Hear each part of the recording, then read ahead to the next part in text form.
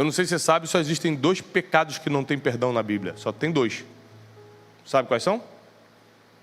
Qualquer pecado tem perdão, qualquer, menos 2. Sabe por que muita gente na nossa geração abandona tudo, começa e nunca termina? Porque eles estão comprometidos com o que sentem e não com o que tem que fazer. Tem muitos lugares, muitas coisas, muitas pessoas que carnalmente te dariam mais prazer do que está aqui hoje. Mas o que Deus quis é que você estivesse num lugar recebendo instrução para que teu futuro fosse melhor do que tudo que você já viveu até hoje. E eu declaro, os melhores dias da tua vida estão por vir, porque você está recebendo o que os céus separaram para você, e não o que o mundo lá fora tem para te oferecer.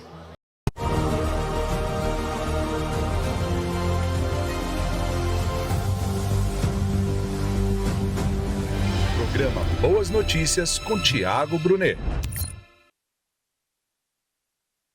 Nessa noite eu tenho uma mensagem para você. E às vezes Deus separa dias para falar com a gente. Eu não sei se você reparou, eu sou crente desde que eu nasci. Não são todos os dias que Deus fala com a gente, não. Ou Ele fala e a gente não escuta. Sim ou não? Mas tem dia que a gente simplesmente não tem direcionamento algum, a gente não tem palavra alguma, e a gente está precisando muito. Tem dia que precisamos de um livramento. Tem dia que a gente precisa só de um consolo. Tem dia que a gente precisa de uma provisão. Todos os dias, de alguma forma, a gente precisa que Deus fale ou toque em nós de alguma forma. Mas não é sempre que recebemos esse toque ou recebemos essa palavra. Ou porque é a vontade dele que seja assim, ou porque nós, distraídos ou insensíveis espiritualmente, não percebemos a palavra dele sobre nossas vidas. Mas hoje à noite Deus vai falar com você. Você não veio por acaso. Eu quero compartilhar contigo a palavra de Deus no livro de Efésios. Abre comigo em Efésios, capítulo 4. Nós vamos ler do 17 ao 32. Efésios foi escrito pelo apóstolo Paulo. O apóstolo Paulo foi um grande reforço para o reino. Você imagina que Jesus forma 12 discípulos, passa 3 anos e meio treinando os 12, o apóstolo Paulo não era um deles, ou seja, ele veio como um reforço depois. E a doutrina cristã, ou seja, a forma da gente levar o evangelho, foi estabelecida e ensinada pelo apóstolo Paulo e pouquinho pelos 12 apóstolos, ou 11 que restaram. O apóstolo Paulo foi o maior conselheiro, doutrinador, filósofo e escritor do Novo Testamento. Das 27 cartas, 13 foram atribuídas ao apóstolo Paulo, sem contar Hebreus, que não diz quem foi o autor, e muitos teólogos desconfiam que pode ter sido o apóstolo Paulo. O apóstolo Paulo foi um fenômeno, naturalmente falando, porque ele aguentou coisas fisicamente que a gente desistiria de primeira: naufrágios, apedrejamentos, abandonos. Você imagina se alguém te dá uma pedrada por causa da igreja, você já sai da igreja. O apóstolo Paulo ficava sendo apedrejado o tempo todo e continuava, voltava para a mesma cidade para continuar pregando para as mesmas pessoas que o rejeitaram. O problema dele não era com as suas próprias emoções, era com o seu compromisso e com a sua missão. Sabe por que muita gente na nossa geração abandona tudo, começa e nunca termina? Porque eles estão comprometidos com o que sentem e não com o que tem que fazer. Sabe de que serve seus sentimentos? De nada, principalmente para os outros. Para você serve um pouquinho, para os outros, estou revoltado com o governo. Grandes coisas, até parece que o governo vai mudar porque você está com raiva. Estou revoltado com o meu vizinho. Grandes coisas, até parece que ele vai ser um vizinho melhor só porque você está com raiva dele. Seus sentimentos não mudam? Nada, só mexem com você mesmo.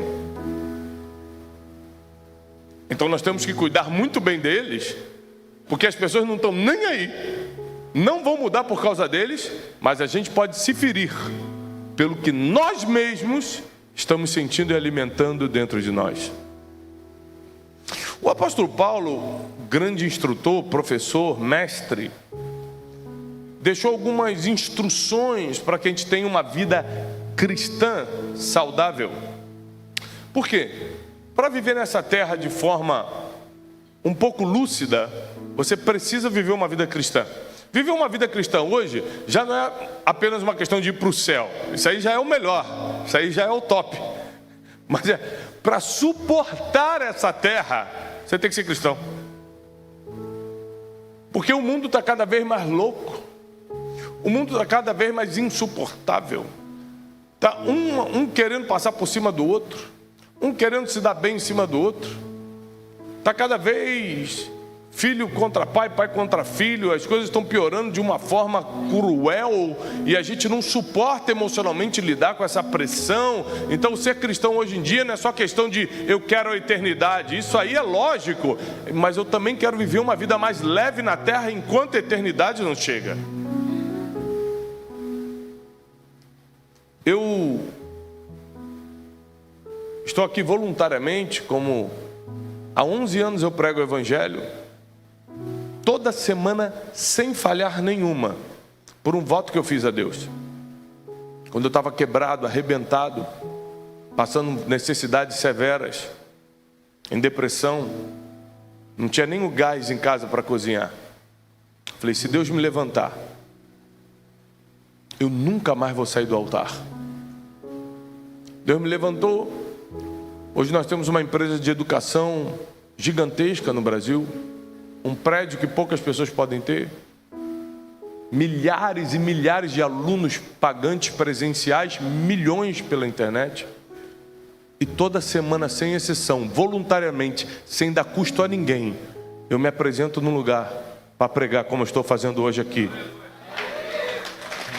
para cumprir um voto de que eu não vou sair do altar, porque quem me levantou não foi minha capacidade, quem me levantou não foi uma grande ideia de negócio, quem me levantou não foi um sócio, quem me levantou não foi um mercado financeiro, quem me levantou foi o braço forte do Senhor, e o honrarei até o último dia da minha vida aqui na terra.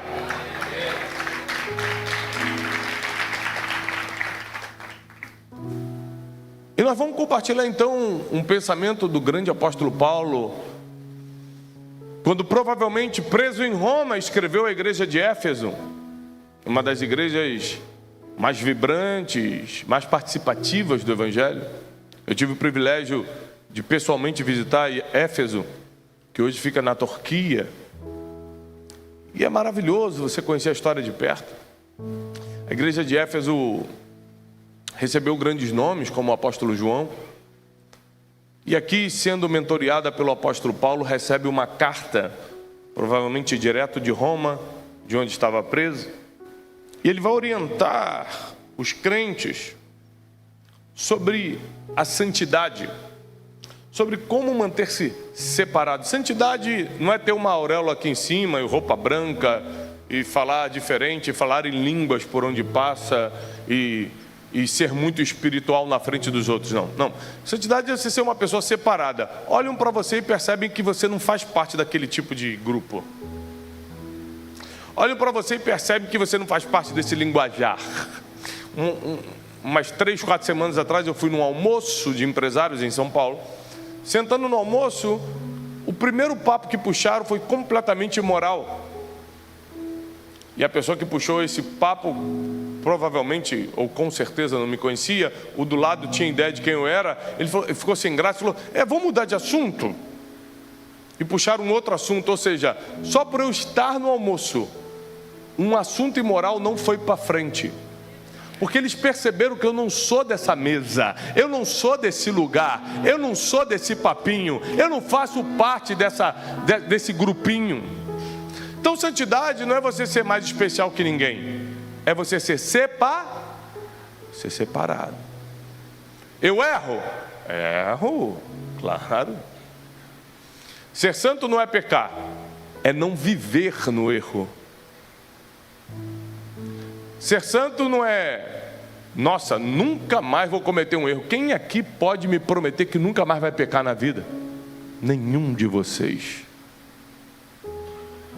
Então, santidade não está ligado se você errou ou não. Está ligado se você quer continuar errando ou se você quer abrir mão disso para sempre.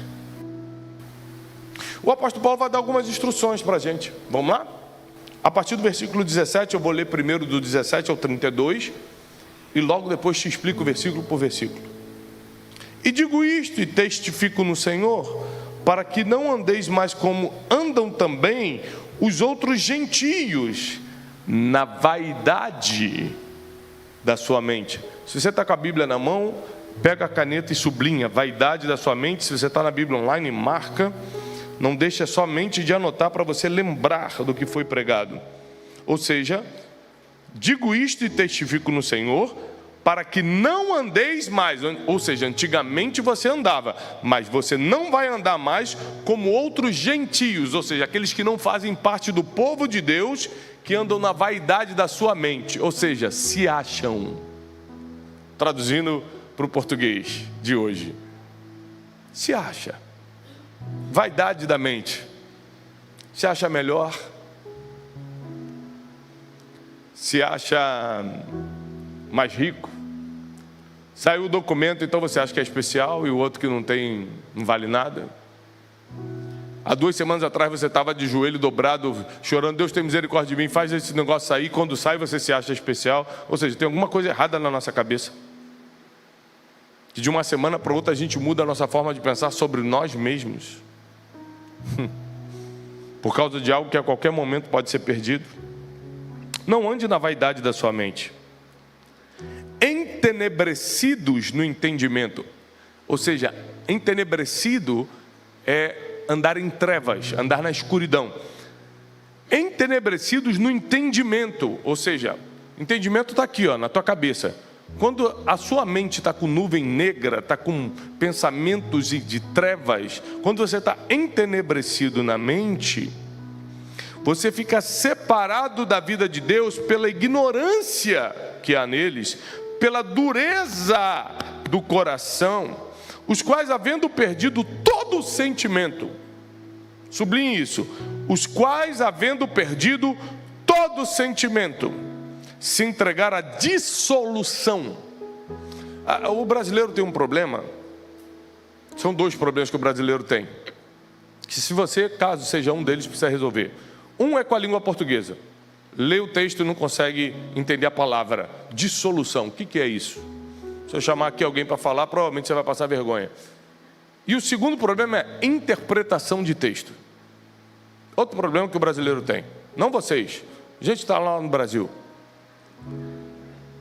Hoje eu postei assim nos meus stories.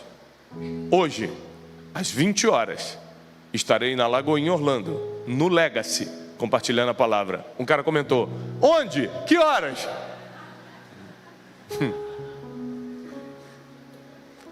Qual o nome disso? Problema de interpretação de texto. Ele nem leu direito, e se leu, não entendeu o que estava escrito. Ele não viu 20 horas, não viu escrito o local. Então o apóstolo Paulo, aliás, a Bíblia toda, ela é para você entender o que está escrito, por causa das palavras do português, né? Antigamente eu te aconselharia a ter um dicionário, né? Hoje em dia você tem a inteligência artificial, você tem ChatGPT, tem Google, tem um monte de coisa para tirar dúvida do que é. Para você poder sair da ignorância e entender o que a palavra está querendo comunicar contigo. Versículo 19, os quais, havendo perdido todo o sentimento, ou seja, já não sinto mais nada por ninguém, e nem por mim mesmo, se entregar à dissolução. Sabe o que é dissolução? Você pega o açúcar, joga na água, a água é um solvente, e o açúcar vai diluir ali. Isso é uma dissolução. Existia antes de se encontrar com outra coisa que é mais forte, que é mais poderosa, e aí dissolve.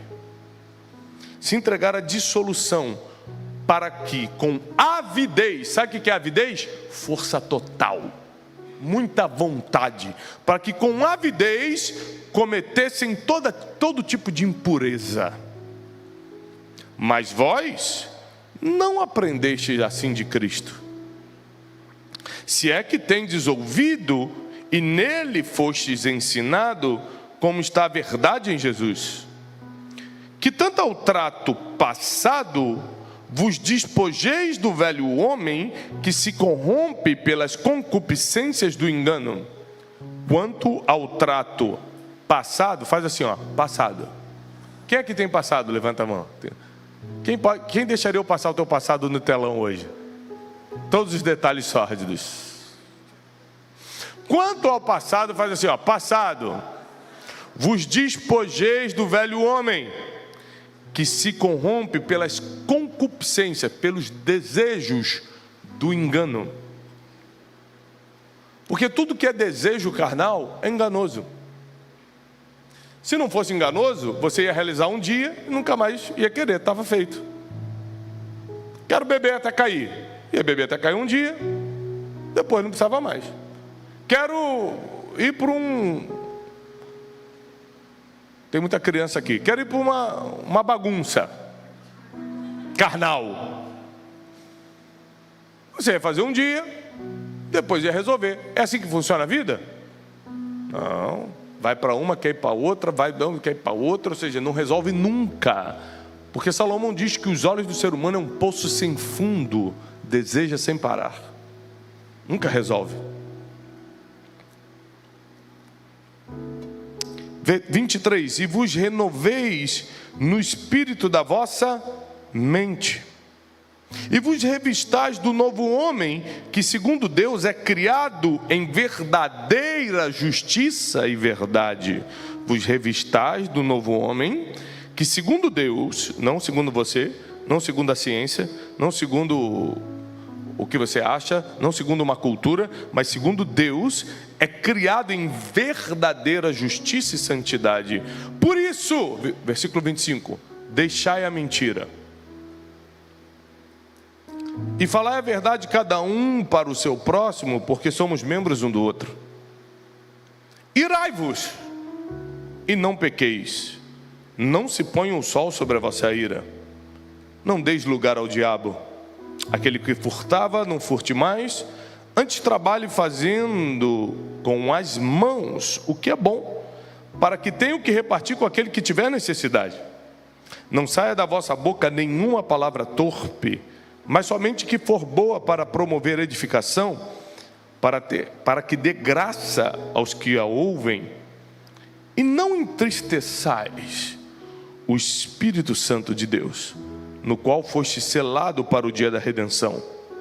Toda amargura, ira, cólera, gritaria, blasfêmia e toda malícia sejam tiradas dentre vós. Antes, sede uns para com os outros benignos. Ser bom é o que você sente por dentro, benignidade é o que você demonstra por fora. Sede um para com os outros benignos, ou seja, mostra que você é bom mesmo. Não é aquele sentimento que você, se eu tivesse eu ajudava.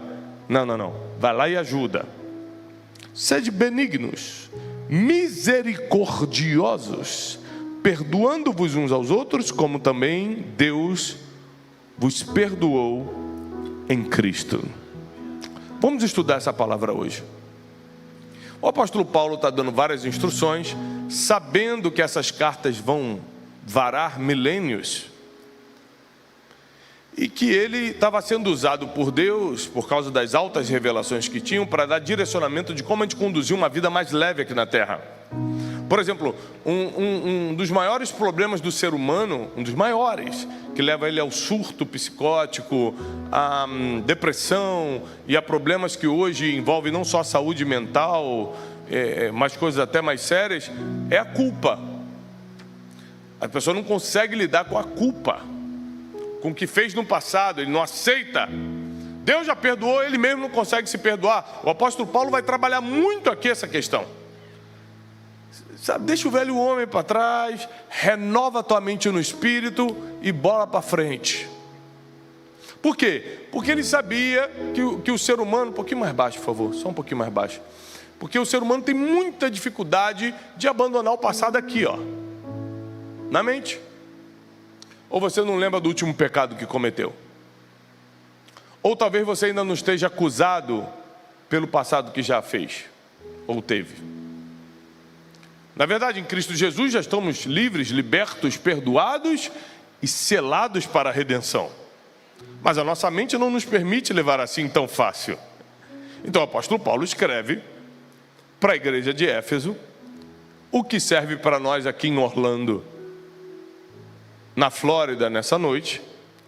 E eu quero ir debatendo versículo por versículo. 17 diz: testifico no Senhor para que não andeis mais como andam também os gentios, na vaidade da sua mente. Número 1, a partir de hoje você não anda mais como quem está lá fora anda, se achando. É muito comum eu estar andando na rua, no aeroporto, parar num restaurante e alguém pegar minha mão e falar: Tiago, eu assisto Café com Destino, o Brunecast, eu li um livro seu, você mudou minha vida. Eu falo assim: eu? Não. Deus mudou sua vida. Eu fui somente um instrumento. Nunca na minha vida, em todos esses anos servindo ao Senhor, eu aceitei um elogio como esse. Porque Deus não divide a glória dele com ninguém. Então, como eu não sou vaidoso na mente, eu sei bem de onde Deus me tirou. Eu sei bem de onde Ele me livrou. E eu sei que só acontece porque Ele bota a mão em mim. E se Ele tirar a mão de mim, eu não consigo fazer mais nada. Quando alguém vem me elogiar, eu falo assim: obrigado, mas foi Deus quem fez, eu sou apenas um instrumento. Porque outrora, como os outros que estão lá fora, andávamos na vaidade da nossa mente, se achando: eu compro esse carro porque eu sou rico, eu faço tal coisa porque eu sou bom, eu tenho essa audiência porque eu sou influencer e tal. A vaidade da mente não serve para absolutamente nada. Então o apóstolo Paulo já fala, já se livra disso. 18, entenebrecidos, ou seja, com trevas no entendimento. Uma das estratégias do inimigo é colocar escuridão nos teus pensamentos. Porque com escuridão você não tem clareza. Repete comigo: com escuridão não tem clareza. Imagina, se não tem clareza, eu não vejo o próximo passo. Se não tem clareza, eu não sei o que fazer. Se não tem clareza, eu não sei quem é você. Você está entrando na minha vida para me destruir ou para me ajudar? Não sei. Eu aceito quem entra. Se a minha mente está entenebrecida, qualquer coisa serve. Entenebrecidos no entendimento, separados da vida de Deus pela ignorância. Então eles não estão separados da vida de Deus porque querem apenas. É porque eles estão com trevas na cabeça e com ignorância no coração. Então, as trevas não me deixam ver, a ignorância não faz perceber. Aí Deus está falando comigo, Deus está mandando sinais, eu não estou percebendo nada. E aí eu olho para a vida do crente e falo: o crente é maluco, porque ele diz que escuta a Deus, mas Deus também está falando com quem está lá fora. Eles só estão entenebrecidos na mente e ignorantes no coração. Está escrito? Pela dureza do seu coração. Dureza de coração é algo terrível. É quando você é orgulhoso e acha que não é. É quando Deus quer falar contigo e você não entende. É quando Deus quer te chamar a atenção e até com Deus você bate boca. Ah, Deus! Deus?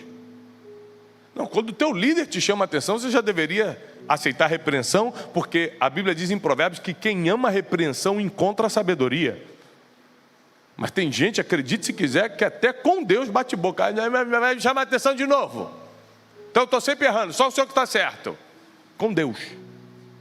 Imagina esse ser humano no casamento que está fazendo. Tem pessoas assim, sim ou não? Um monte. Um monte. Os quais, havendo perdido todo o sentimento. Por exemplo, por servir a Deus, eu sou carregado de vários sentimentos. Sentimento de misericórdia quando eu vejo alguém precisando, de compaixão, que é me colocar no lugar do outro, sentir o que o outro está sentindo e ir lá interferir.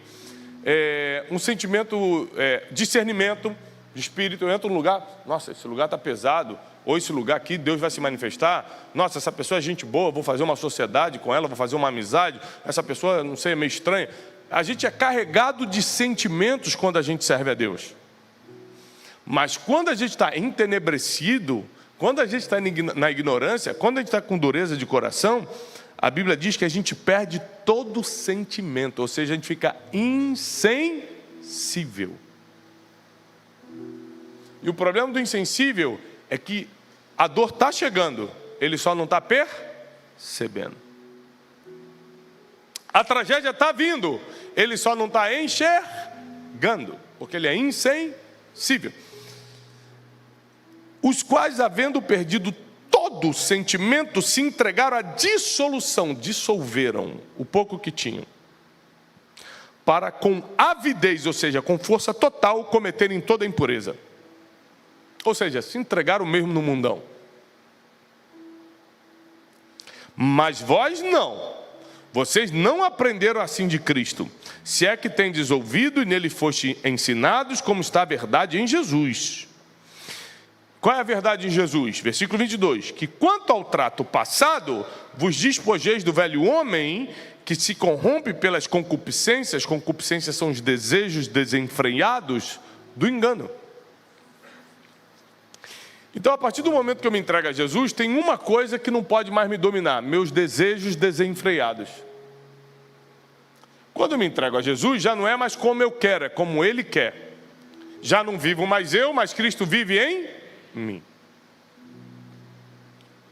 Quando eu aceito Jesus, essa é a condição, gente, não é vir à igreja ao domingo. Quando eu aceito Jesus já não vivo mais eu, mas Cristo vive em mim. Eu morro para mim mesmo, tomo a minha cruz e sigo. Ou seja, dizer não para um monte de coisa que eu gostaria sim de fazer, mas não faço, porque a Bíblia diz que não. Então ser crente não é bater ponto na igreja. Ser crente é fazer o que está escrito, por mais que seja totalmente o contrário do que eu quero, e geralmente é. Tem muitos lugares, muitas coisas, muitas pessoas que carnalmente te dariam mais prazer do que está aqui hoje. Mas o que Deus quis é que você estivesse num lugar recebendo instrução para que teu futuro fosse melhor do que tudo que você já viveu até hoje. E eu declaro, os melhores dias da tua vida estão por vir, porque você está recebendo o que os céus separaram para você, e não o que o mundo lá fora tem para te oferecer. 23, e vos renoveis no espírito da vossa mente. Então, onde é que a gente se renova? Aqui, ó. Eu vou dormir que eu estou muito cansado. O que adianta dormir quando é tua alma que está cansada? Nada. A renovação do ser humano é aqui, na mente. O sono ajuda o físico, sem dúvida. Tirar férias ajuda, sem dúvida. Mas você se renova aqui, ó. É a tua mente sendo renovada pelo Espírito Santo de Deus. É quando você se tranca no teu quarto, fecha a porta do teu quarto, como diz Mateus, e começa a ter comunhão com Deus, e começa a falar com Deus. Você chora na presença de Deus, fala com Deus o que você não falaria com ninguém, confessa para Deus que você não teria coragem de falar com ninguém. Deus começa a renovar as tuas forças, Ele começa a te dar ideia que ninguém tem, Ele começa a te colocar ousadia, Ele começa a fortalecer dos teus ossos até a tua mente, dando tudo o que você precisa para cumprir o teu propósito nessa terra. E vos revistais do novo homem, que segundo Deus é criado em verdadeira justiça e santidade. Ou seja, a gente vai se revestir agora de um homem que é criado por Deus, porque a gente mesmo nunca vai viver em justiça e santidade. Por nós mesmos? Nunca! Toda vez que você vê alguém se gloriando, não, eu sou um homem santo de Deus, sai de perto dele. É mentiroso. Um homem santo de Deus não consegue declarar que é santo, porque mesmo vivendo em santidade, ele está sempre meio arrepiado diante de Deus, ele está sempre trêmulo diante do Espírito Santo. Ele nunca teria a ousadia de falar para você que é bom. Quem fala para você que é bom, sai de perto dele. Tiago, como é que você é? Eu estou em construção. Tiago, como é que é a sua vida com Deus? Eu me apego a Ele todos os dias. Eu me arrependo todos os dias. Tiago, você é bom? Meu Deus, eu estou na metade do caminho. Aliás, quando chamaram Jesus de bom, ele falou: por que me chamas de bom, se ninguém é bom senão Deus? Nem Jesus aceitou o elogio, e tem um monte de gente falando: eu sou bom, graças a Deus, assumi esse cargo aqui na igreja porque eu sou maravilhoso e tal. E as pessoas acham normal, indo contra a palavra. pisando no Evangelho de Cristo e falando, normal. Graças a Deus aqui não. E vos revistais do novo homem que segundo Deus é criado em verdade, em verdadeira justiça e santidade. Versículo 25, agora a gente vai passar para a prática. Por isso deixai a mentira. Não dá mais para contar historinha. Não dá mais para aumentar a história. Não dá mais para falar o que não aconteceu. Não dá mais para você dizer o que tem e o que você não tem.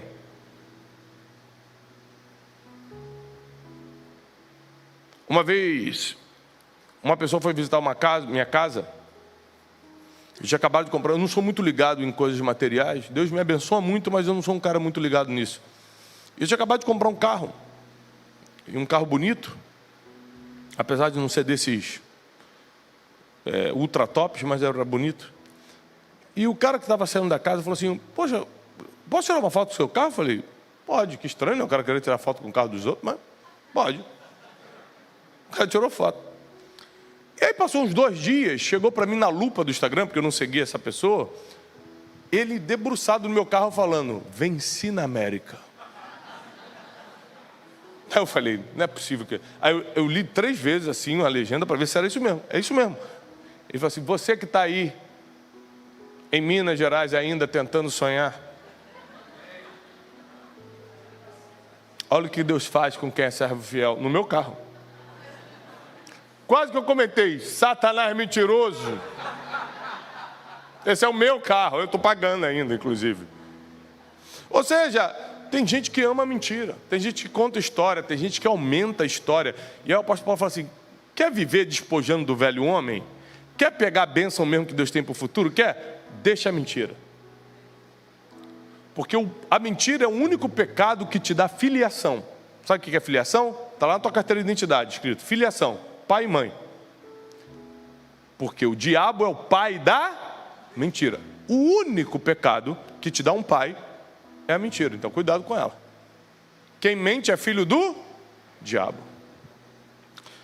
Por isso deixai a mentira e falai a verdade, cada um com o seu próximo, porque somos membros um dos outros. Por que o apóstolo Paulo fala que nós somos membros um dos outros?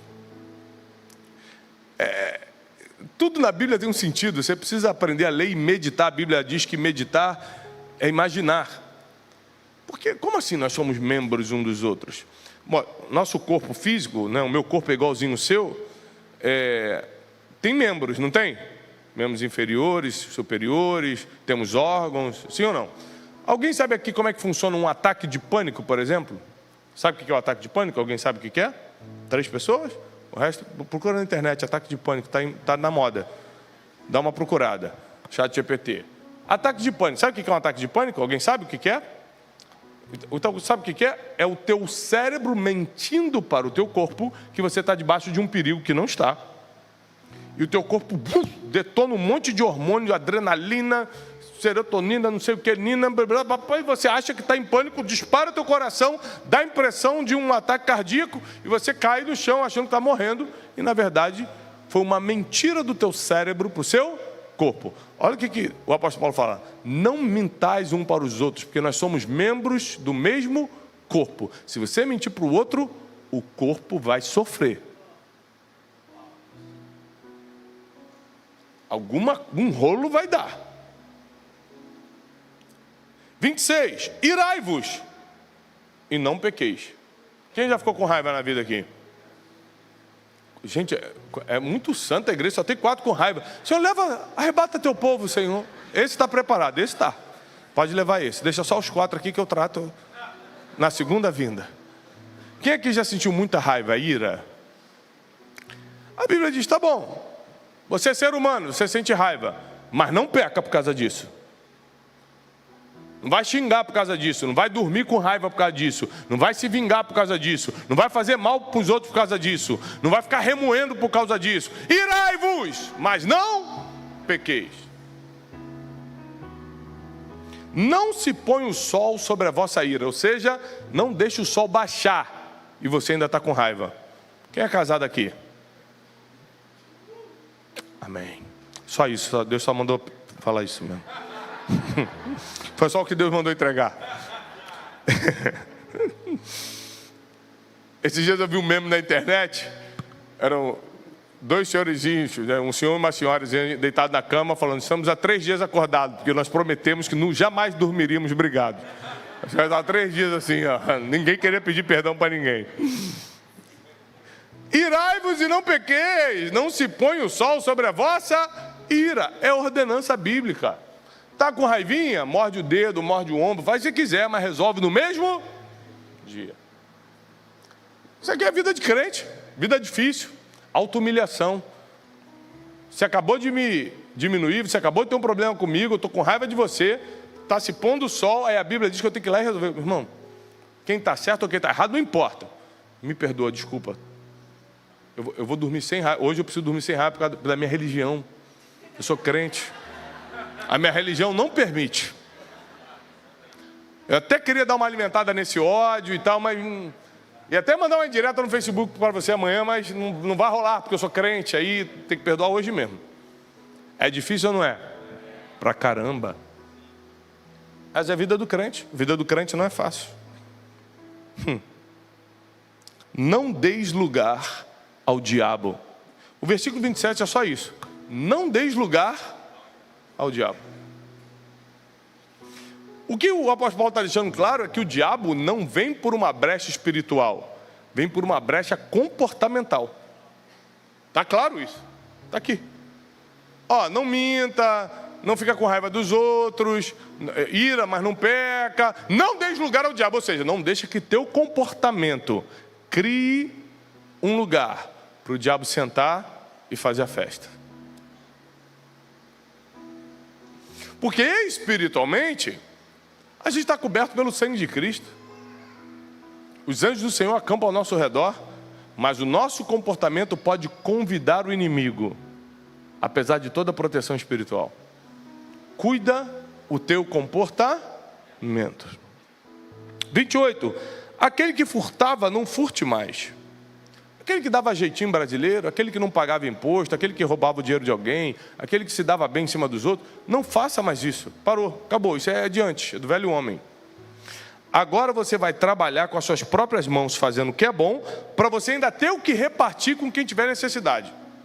Então agora não só não dou mais em cima, não me dou bem em cima de ninguém. Eu não só agora não engano os impostos. Eu não só agora não parei de roubar ou de trapacear. Agora eu trabalho honestamente com as minhas mãos para ainda ajudar quem precisa.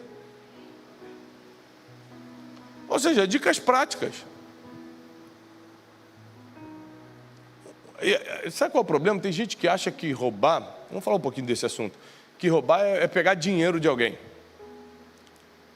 Eu estou pregando aqui, tem uma caneta dentro da minha Bíblia. Umas 2 vezes, eu estava já na igreja pregando, pegaram a caneta dentro da minha Bíblia e levaram. O nome disso é o quê? Roubo, a caneta é minha. E ainda é uma Montblanc, vale um dinheirinho. Aí eu fui perguntar, cadê a caneta? Estava aqui, o irmão pegou e levou. Falei, gente. Aí o cara me deu uma Bic, mas pode levar essa. Aí é doideira, aí não. Perdi a Montblanc e o cara quer me dar Bic, aí não. Ou seja, tem gente que acha que roubar é assaltar um banco. Não, qualquer coisa que você bote no bolso que não é teu, já está errado. Já não agrada a Deus. 29. E aqui vai pegar muita gente. Não saia da vossa boca nenhuma palavra torpe. Palavrão é pecado. Palavra maliciosa é pecado. Nomes imorais é pecado. Não saia da vossa boca nenhuma palavra torpe, mas somente a que for boa para promover a edificação, para que dê graça aos que a ouvem. Ou seja, se o que você fala não edifica e não dá graça a quem está ouvindo, nem fala.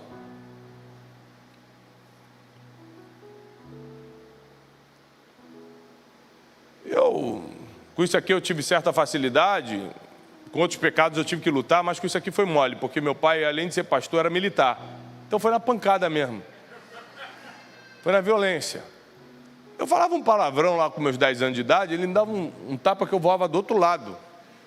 Então eu cresci odiando palavrão. Eu falei, que negócio ruim, tu toma um tapa violento, eu gosto não. Não falo. E ensino meus filhos a não falarem. E é bíblico, né? E é bíblico. Ou seja, da sua boca tem que sair o que for bom para promover a edificação e dar graça a quem está te ouvindo. Versículo 30, muito forte. Não entristeçais o Espírito Santo de Deus, no qual estás selado para o dia da redenção. Qual uma das funções do Espírito Santo? Nos convencer do pecado, da justiça e do juízo. Como é que a gente entristece o Espírito Santo? Quando ele está tentando cumprir a função dele e você está rejeitando. Ele está tentando te convencer do pecado, ele está tentando te convencer da justiça, ele está tentando te convencer do juízo, que é a conta vai chegar. O que é te convencer do juízo? Agora está tudo bem, mas a conta vai chegar. Isso é convencer do juízo. Convencer do pecado é o que você está fazendo agora. Convencer do juízo é o preço que você vai pagar pelo que você está plantando agora. O Espírito Santo está para nos convencer disso. Quando você não dá ouvido ao Espírito Santo, você está entristecendo ao Espírito Santo. E a Bíblia diz, não entristeçais o Espírito Santo de Deus, no qual estáis selados para o dia da redenção. Você já está selado, no qual estáis selado. Já foi, você já está selado. Ele não vai te selar, já foi. Quem aqui aceitou Jesus Cristo como Senhor e Salvador já? Quem aqui passou pelas águas? Já foi. Já está selado, só não entristece mais. Tiago, e se por acaso entristecer? Carta do apóstolo João, se por acaso pecardes, repete comigo, se por acaso é um acidente, não é costume, não é rotina, não é estilo de vida. Se por acaso pecardes, como eu peco e você peca, temos um advogado, Jesus Cristo justo, que nos absolve de todo o pecado, nos livra de toda injustiça.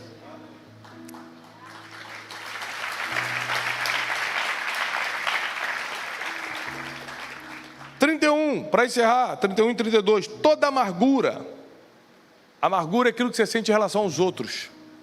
Fulano me fez mal, eu não consigo perdoar, Cicrano torceu para eu dar errado aqui na América, o outro não sei o que, você fica amargurado com as pessoas. Toda amargura, toda ira, que é o excesso de raiva, toda cólera, que é a manifestação da raiva, quando você está gritando com os outros, toda gritaria,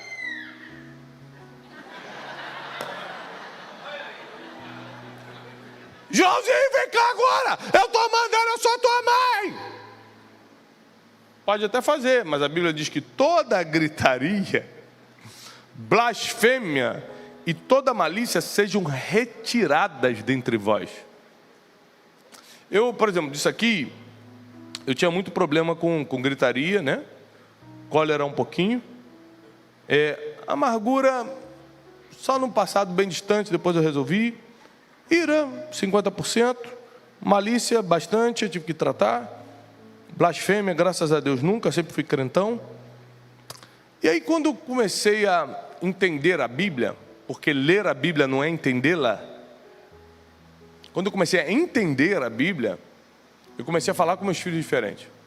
Filhão, vem cá. Antigamente era, meu filho, vem cá agora. Quem manda sou eu. Aí eu fui melhorando, porque a Bíblia diz que toda gritaria, blasfêmia é tudo que é contra Deus, contra o Espírito Santo. Toda malícia. Às vezes eu estou num grupo de WhatsApp, o cara manda uma figurinha estranha, eu falo assim, cara, não manda essas figurinhas não, senão eu vou sair do grupo. Às vezes eu estou com vontade de rir da figurinha. Mas é que a minha religião não deixa. Para seguir o Jesus de Nazaré, o crucificado, para ter acesso ao sangue de Jesus, eu preciso levar a sério o que está escrito. Eu falo, cara, malícia não é... Eu até sou tentado, até acho engraçado, queria até rir. Até com vontade de rir, mas não é para mim, não. Tira do grupo. Antes, sede um para com os outros benignos, ou seja, manifesta a bondade, misericordiosos. Gente, como o povo adora falar dos outros, julgar os outros, condenar os outros. A Bíblia diz que o juízo, olha o que a Bíblia diz, eu fico todo arrepiado. O juízo será sem misericórdia para quem nunca usou de misericórdia. Mas para quem usou de misericórdia, não haverá juízo. Meu Deus. Então quando alguém vem falar, você sabe do fulano? Eu falei, não sei, por mais grave que seja, que Deus abençoe e perdoe ele. Eu quero seguir a minha vida, porque eu estou cheio de problema para resolver. Porque quem fica julgando os outros, vai ter juízo sem misericórdia. Está na Bíblia. Vai ser sem misericórdia.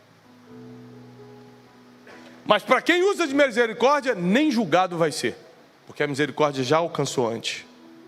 Perdoando-vos uns aos outros, como também Cristo vos perdoou. Eu sei que muita gente fez coisas contra você, mas perdão é uma obrigação cristã. Eu não sei se você sabe, só existem 2 pecados que não tem perdão na Bíblia. Só tem 2. Sabe quais são? Qualquer pecado tem perdão, qualquer, menos 2.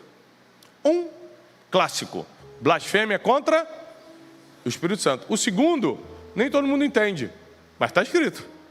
Se você não perdoar o teu irmão que te feriu, o Pai que está nos céus também não perdoa seus pecados. Se Deus não perdoa seus pecados, você vai para onde, filho? Para o inferno. Então é um pecado que não tem perdão. Não perdoar os outros é um pecado sem perdão. Então o apóstolo Paulo fecha magistralmente capítulo 4 de Efésios, nos orientando o seguinte: ame, seja bom, seja misericordioso e perdoe. Não só abandone as coisas ruins, faça as coisas boas. Repete comigo, eu não só vou abandonar o ruim, eu vou abraçar o bom. E eu declaro que ao cumprir o que está escrito, a sua vida será uma vida de milagres. A mão do Senhor jamais vai te retirar da tua família e das tuas gerações. Teus filhos e os filhos dos teus filhos vão comer dessa bênção que está saindo hoje à noite sobre você. A tua vida financeira será atingida por essa bênção. O teu casamento será blindado e protegido por isso. Tua vida espiritual será sacudida pelo Senhor e a presença de Deus vai inundar a tua casa. Todos os seus planos serão bem-sucedidos e tudo que tua mão tocar vai prosperar. Se você crê nisso, aplauda o Senhor com toda a sua força, porque eu creio. Deus te abençoe, Deus te proteja, Deus prospere você. Eu declaro a paz e a prosperidade do céu sobre você e tua casa, em nome de Jesus. Deus abençoe. Porque quem acredita em mim, assim como eu ressuscitei, eu vou ressuscitá-lo no último dia também. Porque o poder do Evangelho não está nas palavras bonitas de Jesus, o poder do Evangelho está na ressurreição de Cristo.